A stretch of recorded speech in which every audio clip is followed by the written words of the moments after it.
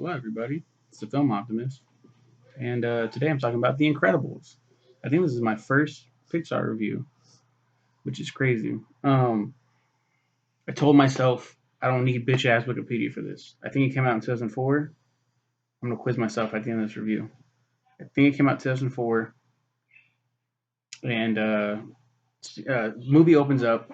Spoiler alert if you haven't seen The Incredibles. Movie opens up, and we see Mr. Incredible, Frozone, and Elastigirl giving testimonial interview things about being a superhero and how their lives are. I mean, I think this movie's set in like the fucking 50s, maybe before that.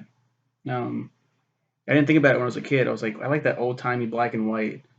And then you fast forward to the present day, but that's not the case at all. It's like,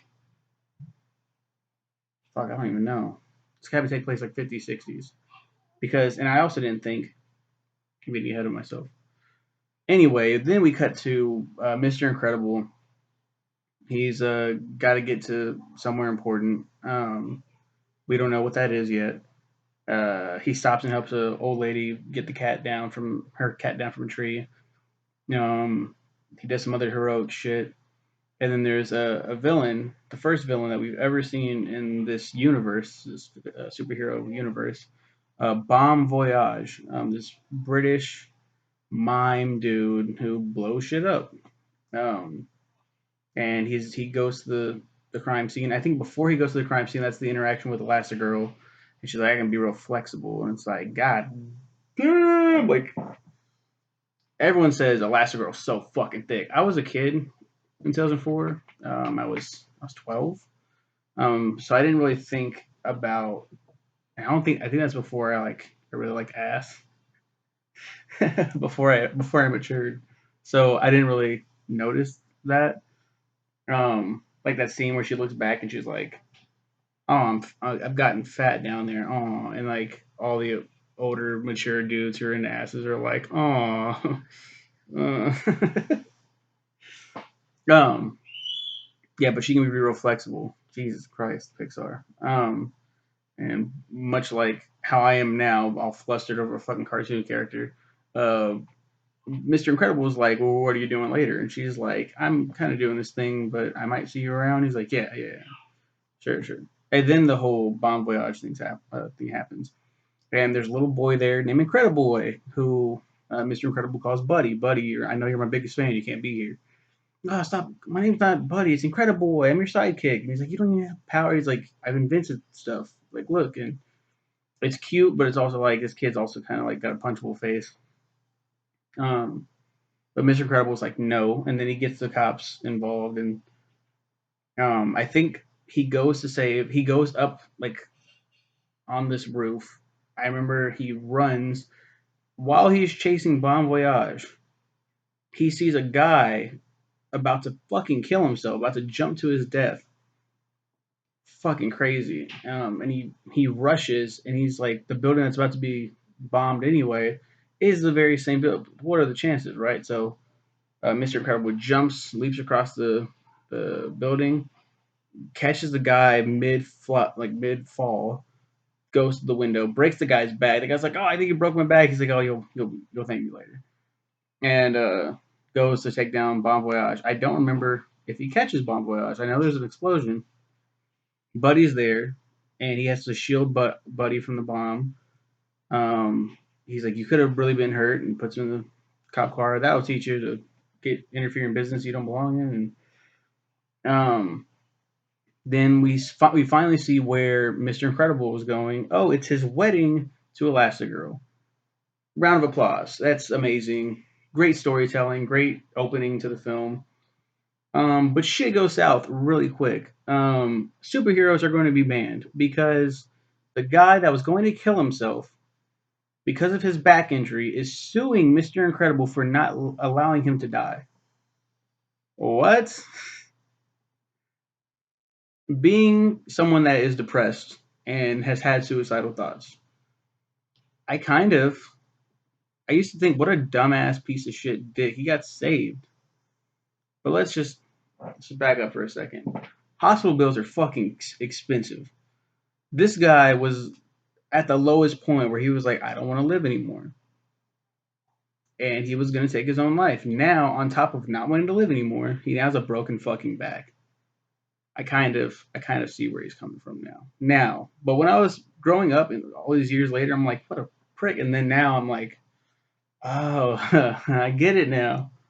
Fucking Pixar breaks his back. He now superheroes are banned. All supers are illegal. I think it's a little too insane. You know what I'm saying? I'm pretty sure now it's got to be like what 13, 14 years later. No, it's even more so. 16 years later. It's got to be like 60s, late 60s or something like that. I don't fucking know because the timeline seems to match up with that. Because I didn't think about it when I first saw it, and then when I started thinking about like, oh, it's in the 50s, and it's got to be like a little bit later now. Because Violet, their oldest daughter, oh yeah, Mr. Incredible and Elastigirl have had kids now. Of course he's hitting that. Come on now. Of course he hit that multiple times. Violet is her oldest, and she's invisible. She's invisible. I think it's a play on ultraviolet rays, how they're invisible, some shit.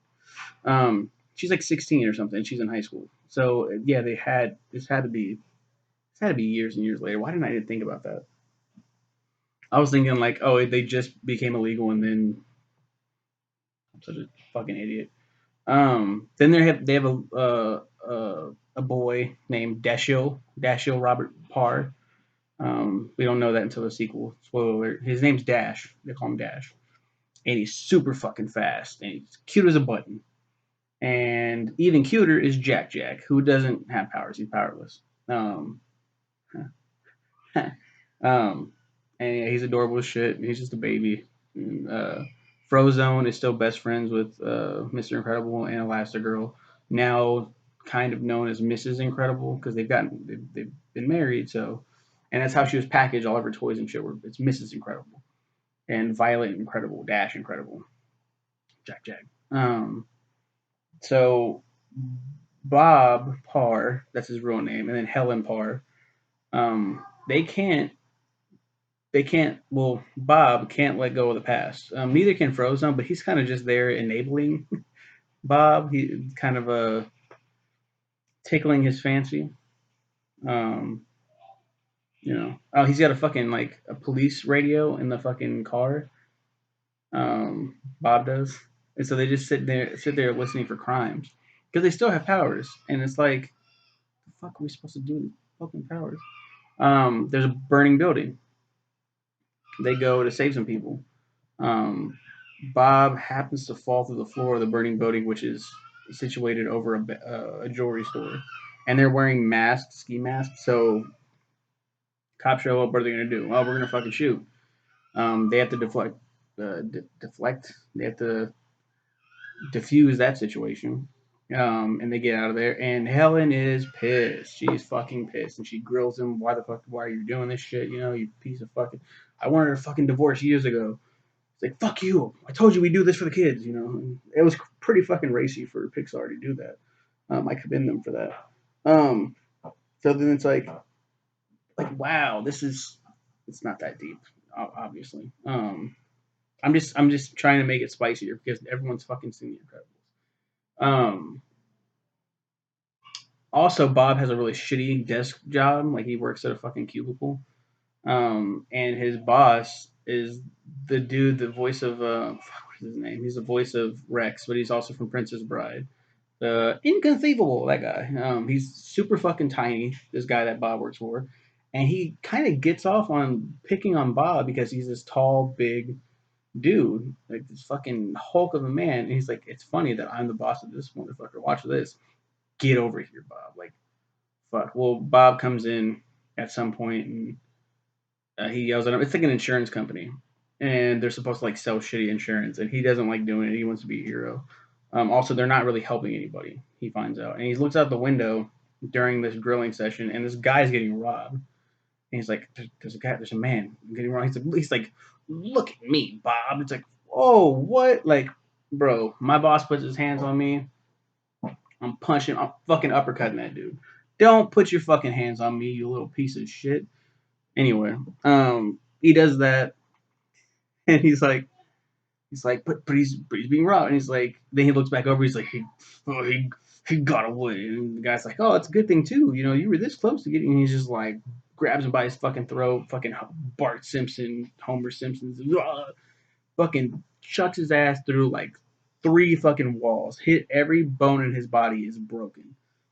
My God, that's my guy right there. I would have did the same shit. Like someone's getting robbed. Right, I said, fuck this grilling session that you're giving me. Fuck this holier than thou fucking grilling session. This fucking, you're trying to make me feel smaller than I am. I already want to fucking kill myself. Why are you, there's someone getting robbed. If you don't fucking stop right there and be like, oh shit, let me stop for a second, pause this and call the fucking police. Bro. Anyway, this is going to be a long ass review. So anyway, he gets out of there. I'm like talking about the entire film, like just beat by beat by beat. But he's been fired. What are you gonna do? Agent Rick Dicker, I think his name is Rick Dicker. I think it might be Rick Decker, but they say Dicker. I gotta look this shit up. I didn't say. I said I wouldn't be on Wikipedia. I gotta know if that's his name. I think it's Rick. I think it's fucking Rick Dicker. Oh my god, Rick Dicker. I think that's what it is. Um, I shouldn't do it on here because it'll fuck up the video. Um, but this guy's like, okay, Bob, you fucked up. We're gonna have to relocate you again, and get you a different job. We're gonna have to figure something out. It's like okay, and like he's looking for a job, and then he gets a message. People have been spying on Bob and knowing that he's trying to get back into it, and he gets this message from this girl named Mirage. Um, why am I searching Rick Dicker? The Incredibles. So Mirage is very sneaky. She's very mysterious, and she's got this. And then the message will self destruct in 5 seconds, and it blows up. For what reason? It does that. He goes on to do to meet with Mirage. They kind of flirt a little bit, um, and he fights this giant robot. There's this giant robot. Um, it's shown up and needs to be blown up, and it's an adaptive robot, the Omni fucking whatever the fuck it's called, um, Omni Droid, tripod like robot, on the remote island of not no Manisan. Beats the shit out of this robot, fucks it up. He did it. Good job. Where's his name? I'm gonna looking this up real quick. Rick Dicker, voiced by Bud Lucky. Fucking hell. Rest in peace, Bud Lucky. He wasn't able to do Incredibles 2. Whoever took over the role was pretty good. I don't know if I reviewed The Incredibles 2 yet. So, my guys, beats up the robot, and then it's revealed not too long after that. He's gonna go fight a robot again or some shit. Sables it by tricking and ripping out its own power source. Bob finds the action higher pay rejuvenating. He improves his relationship with his family and begins rigorous physical training while waiting another time. And they fuck. Him and Elastigirl start fucking again. This is incredible. He visits superhero costume designer Edna Mode to have his old super suit fixed because it rips. He's fat now, so he doesn't fit it quite as well. And he wants to get admitted. She's like, not here. New color. Red is in. And it looks way better. I love blue, but it's like the classic vintage, like Silver Age look, and this is the new modern look. It's pretty cool. Bob setting out for Body. Bob discovers Mirage is working for Buddy Pine. Um, assuming that Helen knows what Bob is doing. Edna also makes suits for the rest of the family. Yeah, okay. And then she starts getting suspicious, and she thinks that he's fucking around on her with this Mirage chick. Like, I'm gonna beat this bitch's ass. Like, who the fuck do I have to see to beat this bitch's ass? Like, I don't give a fuck. Hold my fucking wedding ring. I'm a fuck. Like, she gets ghetto. She gets like, I'm about to beat this motherfucker's ass. Like, gets hood. Like, who would have thought like this fucking hometown white Karen looking haircut mother would do that shit. Pixar, man. So yeah, Buddy Pine becomes an arms dealer, a ruthless inventor and wealthy arms dealer. He gets a lot of money, and perfect role for Jason Lee too. Like, oh my god, rejuvenated this motherfucker's career too. Like, my god, perfect role. He's pissed. He's held, and this is like the first time that we in a film see a villain with a good plot. It's not just like, oh, I'm evil. For kids, like, I don't think a lot of kids, maybe a lot of kids watch X Men and watch Spider Man, and they saw people turn evil. Like Magneto's got a great story, but for me, like, well, for me personally, those also count. But this for all ages, especially aimed at kids, they're seeing this guy become evil because of how Mr. Incredible treated him. And Mr. Incredible actually holds remorse for that. Like, I'm sorry that I didn't listen to you. I'm sorry that I hurt your feelings and kind of swatted you aside. I should have been there for you, honestly. And I'm sorry. I was kind of a jerk. And it's crazy to see that in a main character. He's not this strong, like, oh, fuck off. Like, you're going to get mad at me for that. He actually is like, he's holding himself accountable for this shit as well. Um, did I say his name was Syndrome? Yeah, he goes by Syndrome now. Syndrome. And he wants to. He's killed supers, straight up killed supers, and he wants to kill Bob next. He thinks Mr. Incredible is the strongest, so he's the biggest threat.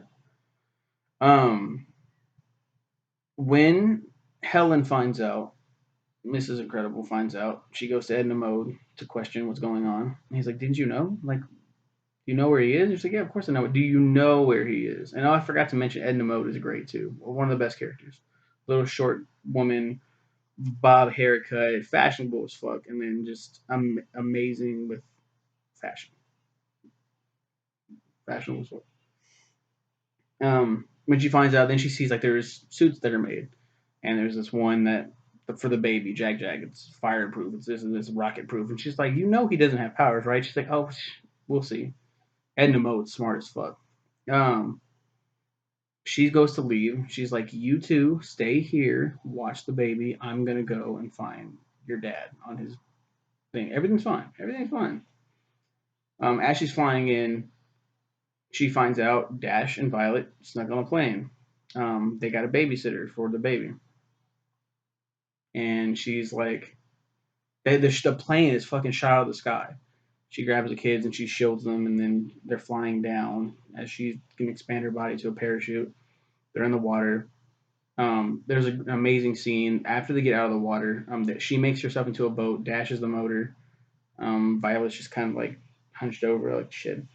They get to the island. Like we intercut back and forth between Bob being captured by Syndrome and being like tortured, and Mirage is like, I don't know why he's doing this. I'm sorry about this.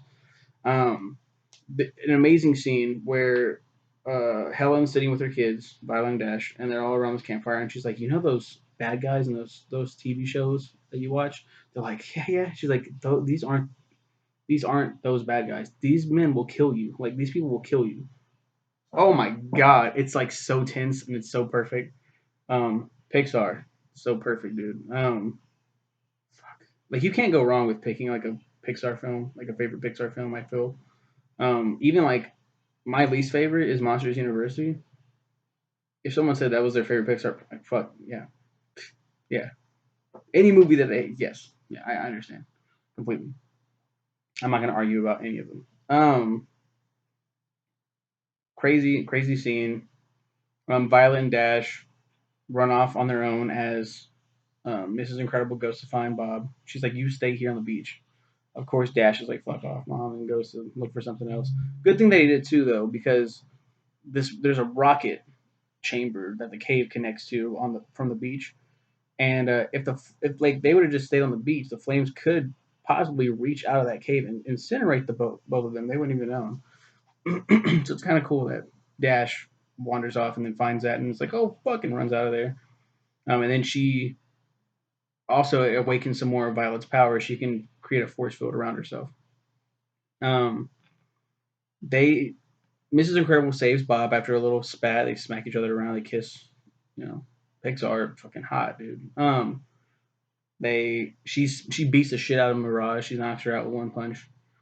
Um, that was a scene too where she shut off her ass. Before a little bit before that. Like why would you check yourself out just for the giggle? I guess. Um,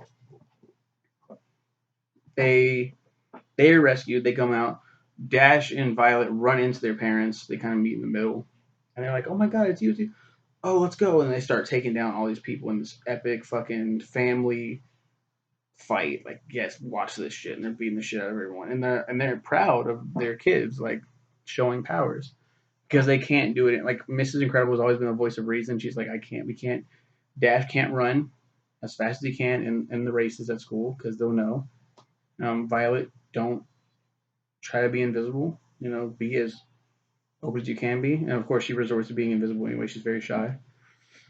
Um, so this is really cool. It's a really cool family moment. They're all captured by Syndrome, and Syndrome says a hilarious line. He's got both of them. He's like, "Oh, he's like, there's a family of supers. Like, you hooked up with Elastigirl. He's like, you guys got busy, and the kids and shit. So good. And then I forgot what he does with them. He captures all of them. He captures all of them in the same fucking like this, but Violet has a little thing around her and she gets out of there, and they all break out, and then they know his plan is that he's gonna have another Omnidroid. This Omnidroid's been adapting to every single super that it's fought, including Mr. Incredible, become this huge juggernaut of a fucking droid. It's gonna come over. It's gonna fuck some shit up. It's gonna be awesome, and he's gonna swoop in and be the hero to save the day. And then he's going to make everyone a superhero because when everyone's a superhero, no one will be. Fuck. You know, that's not good. So, Syndrome shows up, beats the fuck out of this robot, but things go horribly wrong. And now that the Incredibles have broken out of their prison, they're going to go stop Syndrome, and they have to stop the Omnidroid now. And Frozone gets involved too. Where, honey, where's my super suit? She's like, what? A great scene. I'm not gonna fucking ruin it with my fucking impressions. It's great. Check it out. Then they fight the robot. They win. Everyone's happy. Yay. And then it ends with the Underminer. I skipped a little bit. Jack Jack has powers. What I didn't know in the second one, it's revealed to the whole family. I thought they just knew. Syndrome goes back and he takes over for the babysitter. I'm a family friend. I'm gonna watch the baby, and she's already like had enough of this baby because it's got its powers are awakening. Imagine, right? And they learn about that, and then Syndrome has the baby. He flies up with the baby. Baby's crying. Starts showing off all these fucking crazy power, flame power, rock power. Like he turns into a big devil baby, starts beating the shit out of him. And they're like, "What's going on? What's going on?" And then there's this huge thing that Edna Mode says, "No capes, no capes," because capes get caught in the airplanes and they get caught and they swept you away. Capes are very hazardous. No capes. It comes back to backfire Syndrome, who has a long black cape. He's flying with the baby. The baby like knocks him out. And he falls down, and Syndrome gets sucked into a plane and is killed. It's a kids movie, guys. So there's the end of Syndrome. They catch the baby. The baby is now wearing they've all put on masks and shit. And the Underminer shows up. And then for years we didn't get a sequel, and that's where it ended. And that's how the review's going to end for now. I want to talk about Incredibles 2. I don't know if I reviewed it on Nick's reviews yet, but I can't wait to talk about that one. This one, man, I forgot all about how amazing this film is. As like I didn't know I'd talk for this long, but it was great. For years, people were desperate for a sequel. We finally got one, and I hate that Pixar. The one thing that Pixar doesn't get is that people really want a Monsters Inc. 2. Like, here's Finding Dory that takes place right after Finding Nemo. Here's Incredibles 2. It takes place right after The Incredibles. Kitty, that's an amazing moment. Let's have a sequel for that. Oh, you want a sequel? Yeah, you want a sequel, boy? You want a sequel? You want a sequel? Oh, here's Monsters University, motherfuckers. I was like, just had to go on that rant for a little bit. Every time I think of Pixar, when I think about Monster Universe, and I get kind of sad. Um, that's The Incredibles. That's a amazing film. I love it. Um, I don't know. I don't know where else I'm going with this. What else is there to say? Just go watch The Incredibles. If you haven't seen The Incredibles, you need to do yourself a service and watch it because a lot of people say like above even Monsters Inc. and Finding Nemo and Toy Story, like any of the Toy Story movies, The Incredibles. Superheroes, man, they're fucking great, and it's like one of the first movies that have like original superheroes that do it right. Such a great story. Brad Bird is amazing. He's the director. I think was he the writer? I don't fucking remember. Yeah, I think so. And then he did the Iron Giant too. And I didn't watch the Iron Giant before I saw The Incredibles. A lot of people were like, "What?" Like, yeah, I hadn't seen the Iron Giant until like a couple years ago. Um, but yeah, that's The Incredibles. Um, I think I can talk a little bit, just a little bit, because I haven't played the game, but a little bit about Rise of the Underminer. People were so like clamoring for a sequel so bad that they made a game called Incredibles 2: Rise of the Underminer, where you fought the Underminer. The sequel completely retcons that, but I thought that was really cool that they made a sequel like that. Anyway, that's my review. I'm gonna stop because I'm almost 30 minutes in and I'm just rambling and talking about how much I love The Incredibles. Okay, bye and have a good one.